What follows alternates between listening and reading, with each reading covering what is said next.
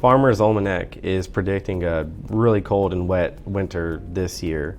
So what are some tips that TreeNewal has to help before that happens to make sure these trees can get out okay? Yeah, before the cold weather sets in, or now that the trees are kind of done growing for the year, we can focus on branch end weight reduction, like our live oaks, our pecans. They get real long and overextended and real low and droopy, especially when they have acorns or pecans on them right now. So by reducing that branch end weight, we can help decrease the likelihood of failure should an ice event occur. Now we're always careful with, we can't promise that, but if we take some weight off, strategically, we can definitely help decrease that likelihood of failure. Yeah, and live oaks are pretty notorious for getting super heavy on the ends with all that frozen moisture and splitting or failing. Yeah, and I kind of jokingly say the live oaks get a bad rap for the freeze and ice damage, but they're the only things with leaves on them, so they catch more ice. Mm-hmm. But proportionally, I think they're one of the stronger trees we have in our landscape. During the cold weather, what are some things that TreeNewal suggests doing to help those trees? Well, during the actual event, there's not a whole lot that we can do. If it's safe to do, you could go out there and try and get some of the ice off of the lower canopies, but that can be pretty dangerous. We usually don't recommend doing that because that could fall on you.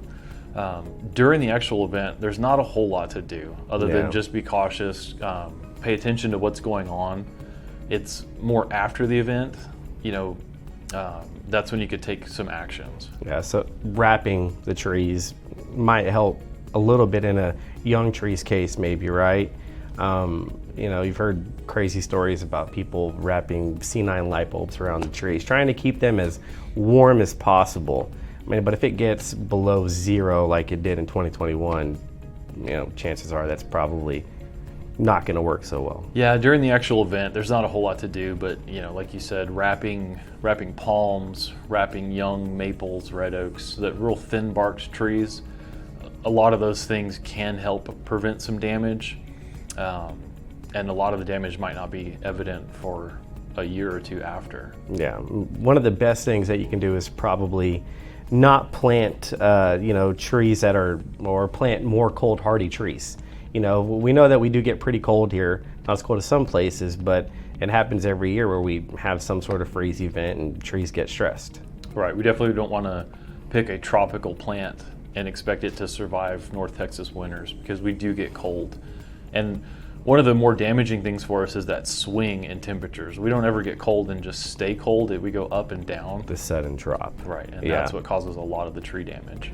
And so after the freeze, spring trees come out, we see some tip dieback, we might see some frost cracks. What are some things we can do to help those trees?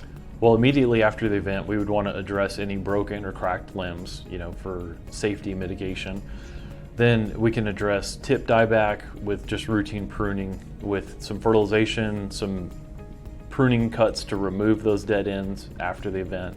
So if you're more interested in learning about how to protect your trees from a freeze or after a freeze, visit our website at TreeNewal.com to set up a consultation with one of our ISA Certified Arborists.